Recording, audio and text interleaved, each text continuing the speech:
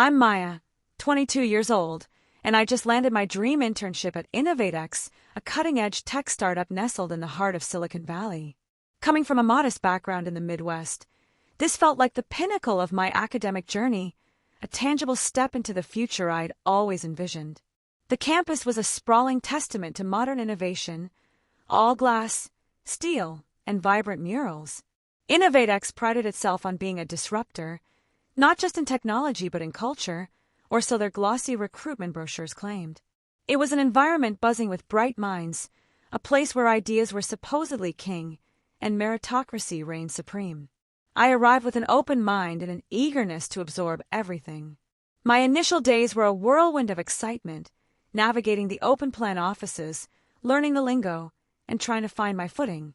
There was a palpable energy, a sense of being at the epicenter of something groundbreaking. I felt a surge of pride, believing I truly belonged here, despite noticing I was one of the very few black faces. Yet, beneath the surface of this vibrant, seemingly inclusive facade, subtle currents began to emerge. I noticed how some conversations would subtly shift, or even pause, when I approached a group. Eye contact from certain senior staff members felt fleeting, almost as if they were looking through me rather than at me. I tried to rationalize these observations, dismissing them as my own insecurities or the classic imposter syndrome that often plagues newcomers. I told myself it was just the overwhelming nature of a new, high-pressure environment. My internal monologue urged me to push past these feelings. The culture of InnovateX, with its free kombucha, gourmet coffee, and endless supply of beanbag chairs, was designed to foster collaboration. However, it also subtly cultivated an unspoken cliquishness. Certain groups formed, and the invisible lines were drawn, making it hard to truly integrate. I quickly learned that my contributions in casual team meetings, though insightful, often went unacknowledged.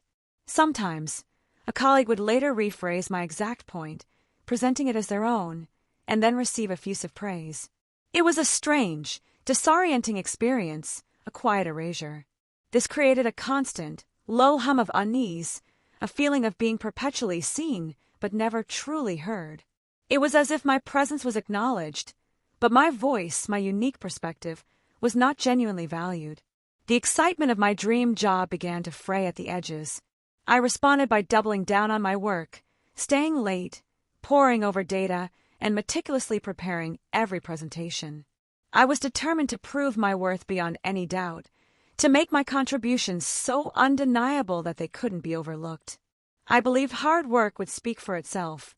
However, the harder I worked, the more I noticed that my efforts weren't yielding the same visible recognition or opportunities as those of my non-black peers. Their casual suggestions often received more attention than my thoroughly researched proposals. It was a perplexing disparity. There was an unspoken pressure to conform, to blend into the dominant culture, to not make waves. It felt like I was expected to minimize my unique identity, even though I knew my diverse perspective was precisely what could enrich their innovative environment. The tension was palpable. I recall one specific instance where I offered a data-driven suggestion during a brainstorming session, only for it to be politely dismissed as interesting, but not quite aligned. Days later, the same idea, slightly rephrased, was enthusiastically adopted when proposed by a white male colleague. A growing, unsettling realization began to dawn on me. My blackness was an unspoken, yet significant, variable in how I was perceived and treated. It wasn't overt racism, but a pervasive, systemic oversight, a subtle but constant invalidation of my intellect and presence. It was a constant battle. Then came the announcement, an invitation for select interns to observe the upcoming crucial board meeting. It was an unprecedented opportunity, a rare glimpse into the highest echelons of InnovateX's decision-making. For me, it felt like a glimmer of hope, a chance to truly be seen. I resolved that I wouldn't just be an observer in that room. I would listen, analyze, and find a way to contribute, to make my voice heard, even if it meant stepping far outside my comfort zone. This meeting felt like a pivotal moment, a chance to break through the golden cage. My first few weeks at InnovateX were a peculiar blend of exhilarating learning and subtle, unsettling isolation. The projects I was assigned were fascinating, pushing the boundaries of my technical skills and challenging me in ways I hadn't anticipated. I was absorbing information like a sponge, eager to prove myself. Yet, the social landscape of the office felt like a labyrinth I couldn't quite navigate. There were the impromptu coffee runs, the after-work happy hours, the casual lunch groups, all seemingly open, but consistently, subtly close to me. I found myself observing more than participating. My insights, when offered, often seemed to land in a void, met with polite nods but rarely sparking further discussion or genuine engagement. It was as if my words were acknowledged but not truly processed, not given the same weight as those spoken by others around the table. I remember one instance during a team debrief where I pointed out a potential flaw in our user data analysis, suggesting an alternative interpretation. The lead engineer, Mark, simply nodded and moved on, only to later praise a similar, less nuanced observation from a white male colleague. This pattern was disorienting. It wasn't outright dismissal, but a more insidious form of invalidation. My contributions were often absorbed into the general conversation, only to re-emerge, credited to someone else, or simply forgotten as originating from me. It was a constant, quiet undermining. I started to notice how my colleagues, particularly the male ones, would often make eye contact with each other while speaking, even when I was directly addressing them. It was a subtle gesture, but it amplified the feeling of being an outsider, a peripheral presence in my own team. The innovative culture of InnovateX, with its emphasis on flat hierarchies and open communication, felt like a cruel joke.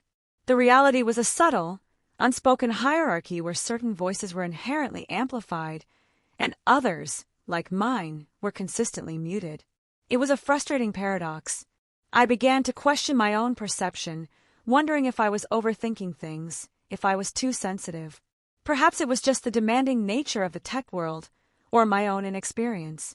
But the consistent pattern was too stark to ignore, too frequent to be mere coincidence.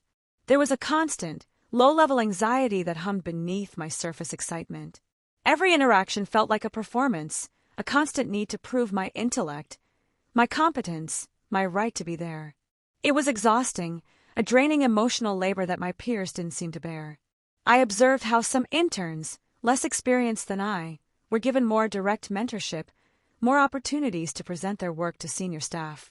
Their ideas, even nascent ones, were nurtured and amplified, while mine seemed to require Herculean effort to even be acknowledged. This experience was a stark contrast to my academic life, where my professors had always encouraged my voice and valued my unique perspectives.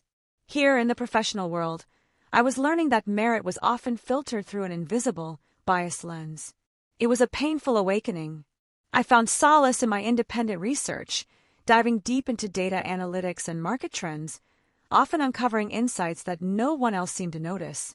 These were my quiet victories, moments where I knew, unequivocally, that my mind was sharp and my contributions valuable. The upcoming board meeting became my focal point, a distant beacon of hope.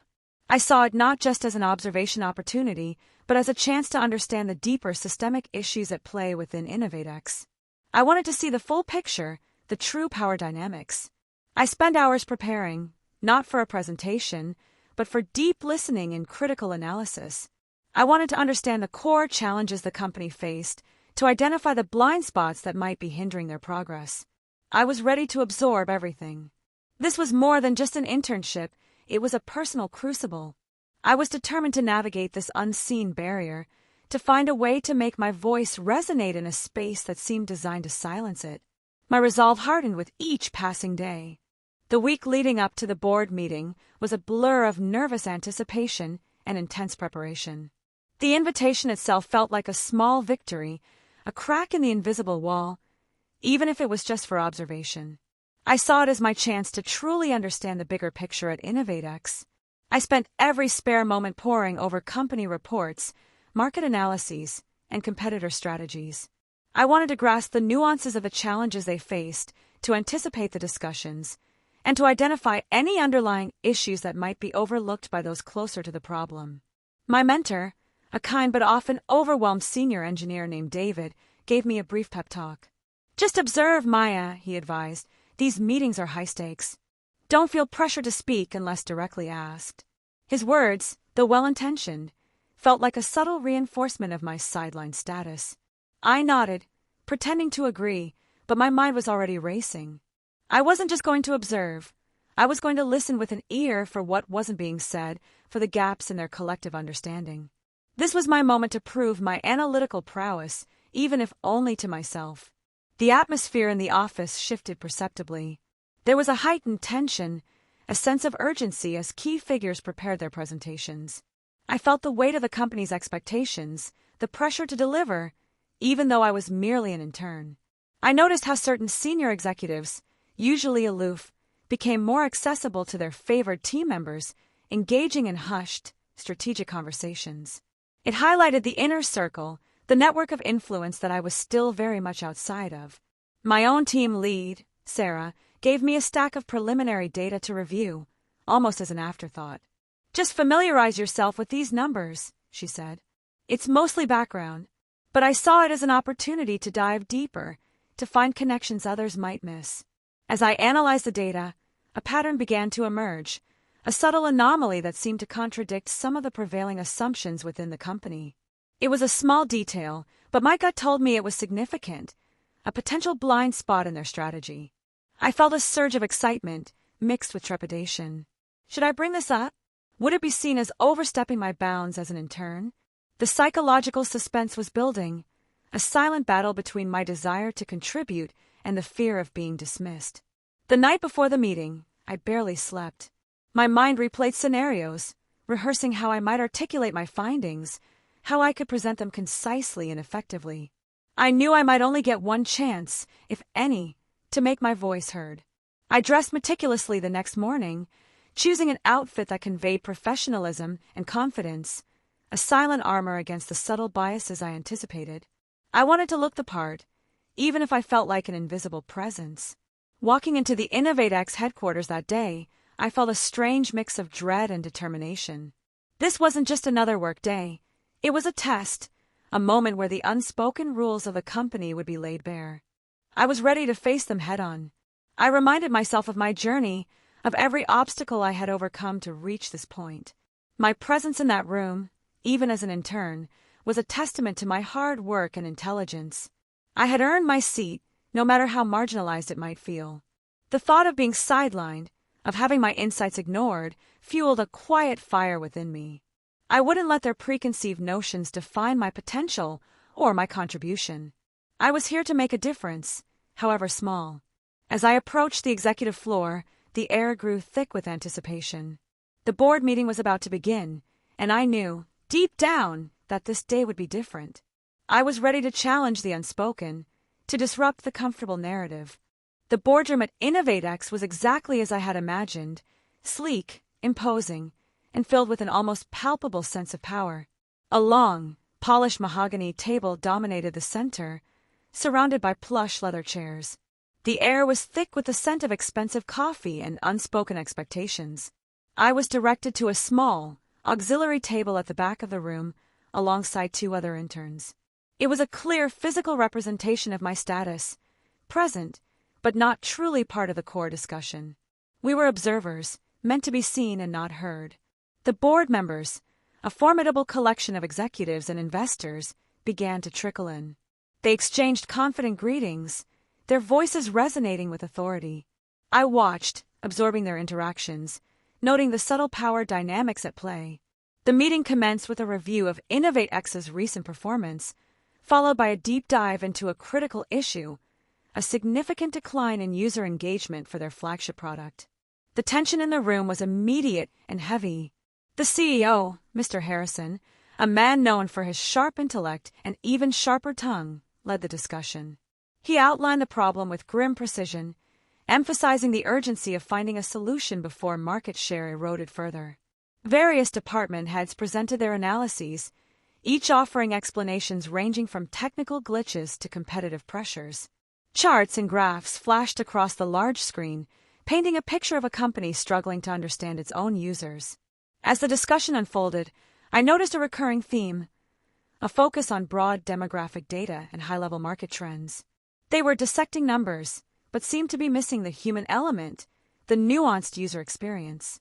My own analysis of the preliminary data, which Sarah had given me, had hinted at something different. It suggested a specific segment of users, one often overlooked in general analytics, was disproportionately affected by recent product changes. I looked around the room, seeing the furrowed brows and the frustrated expressions of the board members.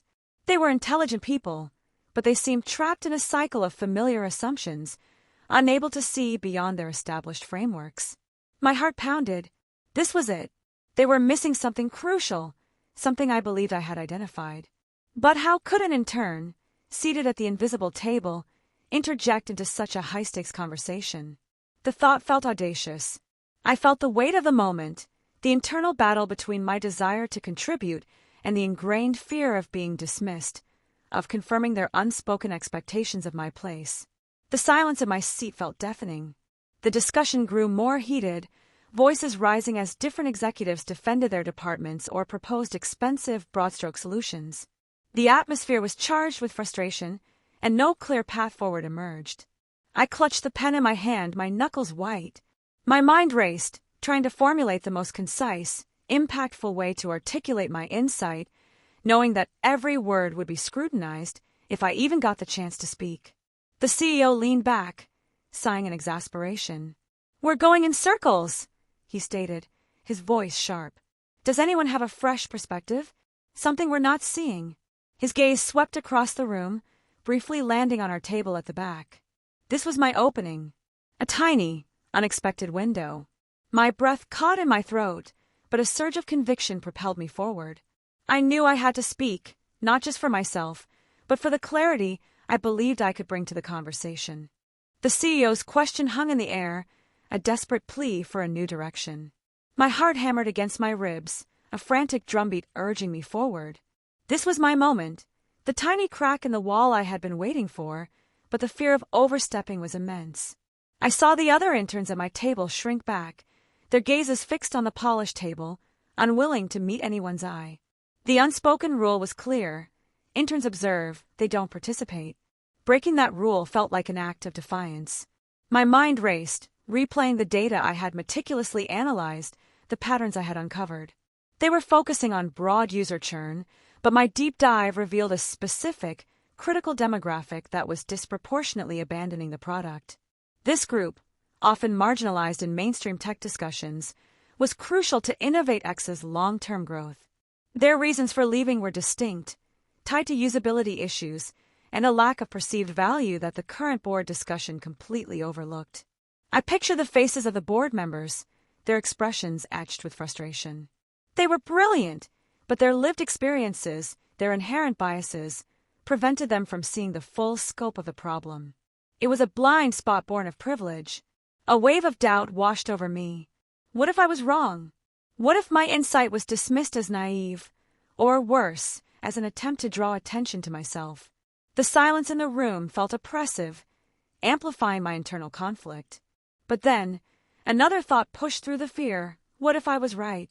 What if my unique perspective, honed by different life experiences, was exactly what they needed? The potential impact of my silence felt heavier than the risk of speaking. My hands trembled slightly under the table. I took a deep breath, trying to steady my voice, to project confidence I didn't entirely feel. This wasn't just about me. It was about the data, about the users whose voices weren't being heard. I slowly raised my hand, a small, tentative gesture in the vast, silent room. It felt like an eternity before Mr. Harrison's gaze, sharp and questioning, finally landed on me, a flicker of surprise in his eyes. "Yes, intern?" he asked, his tone a mixture of impatience and mild curiosity. The word intern hung in the air, a subtle reminder of my place, a gentle put-down before I even spoke. It was a test. My voice, though a little shaky at first, gained strength with each word. "Mr. Harrison," I began, "I've been reviewing the engagement data, and I believe there's a specific segment of our user base experiencing a unique set of challenges." I paused, scanning the faces around the table. Some looked surprised, others intrigued, a few still dismissive. I knew I had their attention, however fleetingly. This was my chance to articulate the unspoken truth. "While overall churn is an issue," I continued, The data indicates a significant drop-off among users from lower-income urban communities. Their feedback, often buried in less prominent channels, points to accessibility issues and a lack of features relevant to their daily lives. I focused on the data, on the objective facts, letting the numbers speak for themselves. This wasn't an opinion, it was an observable pattern, a critical piece of the puzzle that had been entirely overlooked. The room was silent. A hush fell over the room as my words, initially tentative, gained a quiet authority. Mr. Harrison's expression shifted from impatience to a focused intensity, his eyes narrowed as he listened. The other board members exchanged glances, a ripple of curiosity spreading through the room. Accessibility issues. One of the marketing VPs, a woman named Ms. Chun, questioned, her voice tinged with skepticism. Our product is designed for universal access. We pride ourselves on that. Her tone suggested I was mistaken, perhaps even naive. Respectfully, Ms. Chun, I responded, my voice steady now. While the product is technically accessible, the data suggests a disconnect with the lived realities of certain user groups. For instance, the recent UI update, while visually appealing, significantly increased data consumption. I continued, drawing on my meticulous research. For users with limited data plans, particularly in communities where Wi-Fi access is not ubiquitous, this translates directly into higher costs and a frustrating user experience. They are effectively priced out of consistent engagement. I presented a concise summary of the qualitative feedback I'd found, anecdotes from online forums, and support tickets that painted a vivid picture. These were voices that had been dismissed as outliers, but which, when aggregated, revealed a significant trend. The room was silent, save for the rustle of papers as some board members began to re-examine their own reports. The universal access they prided themselves on was, in fact, creating an invisible barrier for a specific, vulnerable demographic. And what about the features? Another board member, Mr. Davies, an investor, asked, his tone now genuinely intrigued. Are you suggesting our feature set isn't relevant to these communities? His skepticism was giving way to genuine curiosity. The data shows a lower engagement with premium features, I explained, but a high demand for basic, utility-focused functionalities that are less prominent. For example, features relating to local community resources or financial literacy tools are often overlooked in our current design. I pointed to a specific graph I had prepared, a simple visual representation of the engagement disparity. It was a stark contrast to the complex, high-level charts they had been reviewing, cutting straight to the core of the problem. Mr. Harrison leaned forward, his gaze fixed on me. So, you're saying our innovative updates are inadvertently alienating a segment of our users who rely on our product for essential daily functions, not just entertainment? His voice was low, thoughtful. Precisely, I confirmed, and this segment, while perhaps not the primary focus of our marketing, represents a significant growth opportunity if their needs are authentically addressed. Their churn is not random, it's a direct response to perceived irrelevance and increased cost. The atmosphere in the room had completely transformed. The initial dismissiveness had evaporated, replaced by a palpable sense of realization. The confident postures of the executives began to waver, their faces reflecting a dawning understanding. Ms. Chun, who had initially been skeptical, now looked visibly uncomfortable. We hadn't considered the data consumption aspect in that light, she admitted, her voice softer than before. Our focus was on enhancing the visual experience for all users. Mr. Davies, the investor, scribbled furiously in his notepad. This is a critical oversight, he murmured, loud enough for others to hear. A blind spot in our market research, perhaps. His words carried significant weight. I felt a surge of quiet triumph. It wasn't just about being heard. It was about the truth of the data, the voices of the users, finally breaking through the comfortable, biased narratives. The conversation was unraveling in a way no one had anticipated. The silence that followed my explanation was different this time, not a silence of dismissal, but of profound contemplation. The board members, initially focused on their own internal debates, were now collectively processing the implications of my insight. The air in the room felt charged. Mr. Harrison broke the silence, his voice devoid of its earlier impatience. Maya, he said, using my name for the first time, Can you elaborate on the specific features you believe are being overlooked? And what kind of local community resources are we talking about? I felt a surge of validation. This wasn't just a polite acknowledgement, it was an invitation to delve deeper, a genuine request for more information. The invisible barrier was beginning to crack, allowing my voice to truly penetrate the conversation. Based on the feedback, I explained, users in these communities often seek information on local job opportunities, affordable housing resources, or even community events. Our current search algorithms prioritize broader, more commercial results, making these essential features difficult to find. I then highlighted how the product's design, while sleek, was not intuitively navigable for users who might have less experience with complex digital interfaces or who relied on older devices. It was an issue of digital equity, not just design.